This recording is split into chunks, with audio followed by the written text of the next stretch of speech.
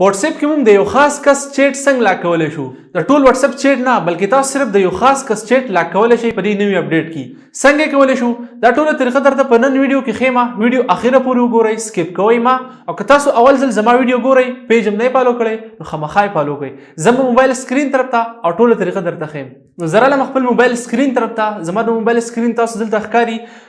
او ما پکې خپل واتس اپ کولاو کړی دی ټول اول خو تاسو دا وکړئ که تاسو چېرته خپل واتس اپ نه اپډیټ کړئ نو اول تاسو خپل واتس اپ اپډیټ کړئ څنګه اپډیټ کولی شئ لاړ شئ پلی سټور ته او سرچ کړئ واتس اپ تاسو به واتس اپ راشي هغې ته مخامخ د انسټال په ځای باندې اپډیټ لیکلی شوی او هغه تاسو اپډیټ کړئ کله چې تاسو واتس اپ اپډیټ کړئ نو خپل واتس اپ اپلیکیشن بیا کولاو کړئ اوس تاسو د کم کس چیټ لاک کول غواړئ نو هغه دغه چیټ اوپن کړئ کله چې تاسو دغه چیټ اوپن کړئ بیا تاسو دغه د ډي پی ښکاري او دغه د نوم ښکاري تاسو په دې باندې کلیک کړئ کله چې تاسو په دې باندې کلیک کړئ تاسو به دا ډېر شي اپشنز راوړي لاندې سکرول کړئ دلته لیکلی دی چیټ لاک تاسو ته ښکاري چیټ لاک په دې باندې به کلیک کړئ کله چې تاسو په دې باندې کلیک کړئ نو لاک دیس چیټ with finger دا تاسو په فینګر باندې هم لاک کولی شئ او تاسو ولې یو پاسورډ هم ورکولی شئ نو زه به دا څه کوم دا په فینګر باندې لاک کړم دې ته مخامخ تاسو د ټاګل ښکاري دا به آف وي دا تاسو آن کړئ کله چې دا تاسو آن کړئ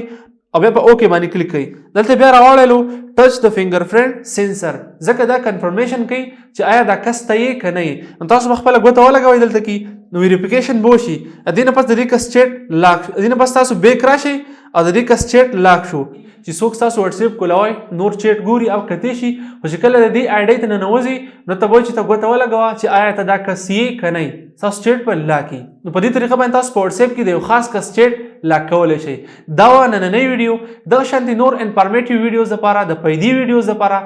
پیج ضرور فالو کړئ